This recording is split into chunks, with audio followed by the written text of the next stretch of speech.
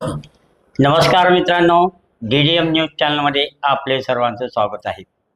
माझ्यासोबत सध्या आहेत प्रभाग क्रमांक 3 मधून विजयी झालेले हुसेन मन्यार साहेब. नगरपालिकेच्या निवडणूक लढवण्याचा त्यांना मोठा अनुभव तर आहेच, कारण गेल्या 15 वर्षापासून ते यासाठी संघर्ष करत आहेत. हुसेन मन्यार हे राष्ट्रवादीचे खरे अहमदपूर शहरातील संस्थापक कार्यकर्ते म्हणायला हरकत नाही. कारण जेव्हा राष्ट्रवादी काँग्रेस पक्षामध्ये फारसे नेते मंडळी नव्हती, त्यावेळेस राष्ट्रवादी काँग्रेस पक्ष या शहरामध्ये तालुक्यात वाढवण्यासाठी हुसेनभाई मन्यार यांनी सातत्यानं प्रयत्न केलेले आहेत. मग वेगवेगळ्या कार्यक्रमाच्या माध्यमातून असेल आणि जनतेशी नाळ जोडलेला हा कार्यकर्ता आहे. त्याचबरोबर सामाजिक कार्यामध्येही हिरिहिरीनं भाग घेणार आहे. मग उन्हाळ्यामध्ये पानपोई चालू करणं असेल, सावरकर चौकामध्ये दरवर्षी ते पानपोई सुरू करून नागरिकांच्या पिण्याच्या पाण्याची सोय करतात. त्याचबरोबर ते व्यावसायिक आहेत. हा सर्व व्याप सांभाळून आपल्या प्रभागातील लोकांप्रती त्यांच्या अडीअडचणी कशा सोडवता येतील, त्यांच्या मदतीला कसं धावून जाता येईल. मग त्या वेगवेगळ्या समस्या असतात लोकांच्या, फक्त नगरपालिकेपुरत्या नाली, रस्ते, लाईटच नाही, ते काही वेळेस आरोग्याच्या असतात. म्हणजे दवाखान्यामध्ये जर कोणी पेशंट आला आणि हुसेनभाई तिथं हजर नाही, असं होणार नाही. ते त्यावेळेस त्याच्या मदतीला धावून जाणार, डॉक्टरांशी बोलणार, चर्चा करणार. त्या रोग्याला ते त्याच्या नातेवाईकांना जी काही आवश्यक ते मदत आहे ते मिळवून देण्यासाठी हुसेनभाईंनी अविरतपणे कार्य केलेलं आहे.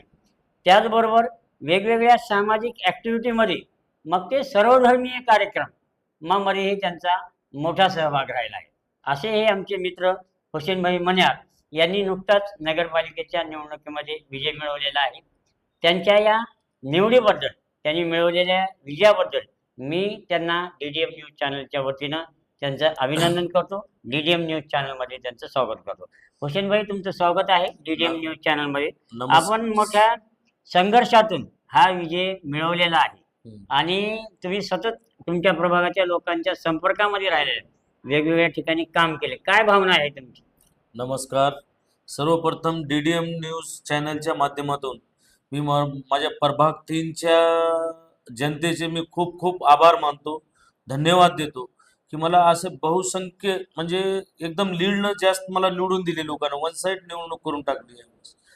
आणि दुसरी गोष्ट जे आहे त्याचं कारण म्हणजे हे की आमदार बाबासाहेब पाटील साहेबांनी, सहकार मंत्री बाबासाहेब पाटील साहेबांनी जे माझ्यावर विश्वास टाकला आणि मला जे निवडणुकीमध्ये थांबण्याची संधी दिली, एक वेळेस नाही 3 वेळेस दिली. गेल्या वेळेस मी थोड्या मतानं पराभूत झालो, एक 40 ते 50 मताने माझं थोडं निसटता पराभव झाला.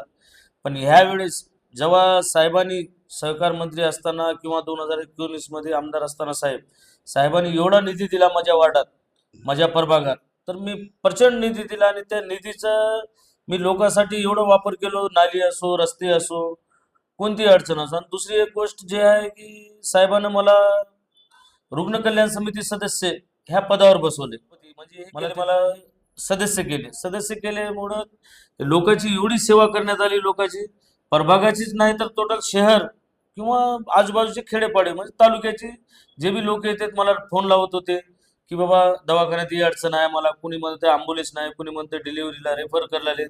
म्हणजे प्रत्येक वेळेस रात्र बेरात्र मी लोकांसाठी धावून गेलो दवाखान्यात. मग मी चांगलं काम केलं तर मग ते लोकांनी बी मला त्याच्यामध्ये ते काम करण्यामध्ये लोकांमध्ये माझा एक विश्वास निर्माण झाला आणि लोकांनी मला एक विश्वासानं एवढं प्रचंड मताने निवडून दिले.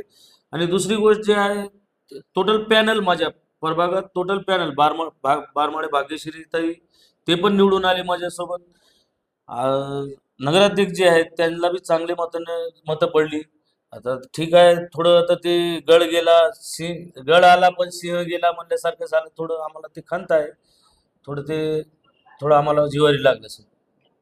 बरोबर आहे हुसेनभाई मन्यार, की तुम्ही ज्या प्रभागाचं नेतृत्व करता, म्हणजे जिथून लोकांनी तुम्हाला निवडून दिली आणि तुम्ही स्वतः तिथं राहता, तो चारटांगीचा भाग, हा भाग अविकसित आहे.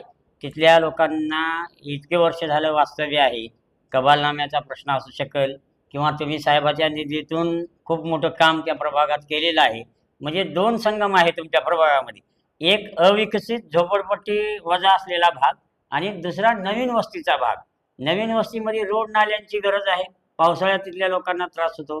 तर जे वर्षानुवर्ष म्हणजे आई वडिलांची किती पिढी आहे त्यांची असे मुलं आहेत जे चोरटांगीमध्ये राहतात. या दोन्ही प्रश्नाकडे तुम्ही कसं बघता? काय प्राधान्य असणार आहे सोडून?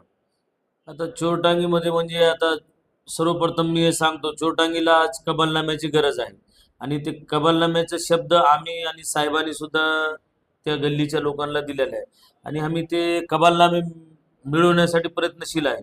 आम्ही खूप प्रयत्न करणार आणि ते मिळवून देणार चोरटांगीचे. आणि राहिली गोष्ट चोरटांगीचं जे जे जिल्हा परिषद रोड आहे, हे खूप दिवसानं जे प्रलंबित पडलेलं होतं किंवा आम्ही लहानपणात असताना जिल्हा परिषदमध्ये शिकलो, जिल्हा परिषद शाळेमध्ये शिकलो. एवढा रोड जे खड्डे एवढे होते की मला आता 2 वर्ष पहिले ते रोड साहेबाकडून एक 50 लाख रुपये निधी घेऊन ते रोड बनवून टाकलो मी ते. आणि दुसरी नाली जे इकडे जे नवीन कॉम्प्लेक्स बनलेलं आहे चारटांगीमध्ये, ह्या वेळेस जर ते नाली जर तयार केली नसती आम्ही, तर चारटांगी एवढा मोठा पाऊस झाला यावेळेस, त्या पावसामध्ये खूप मोठं चारटांगीचं नुकसान झालं असतं. पण ते नाली योगायोग आम्ही पावसाळ्याच्या अगोदरच 2 महिने अगोदर तयार करून घेतले, साहेबांना निधी दिले तिथं. ह्याचा पण आम्हाला खूप फायदा झाला चारटांगीमधून आणि आम्हाला एवढे मतं पडले चारटांगीतून.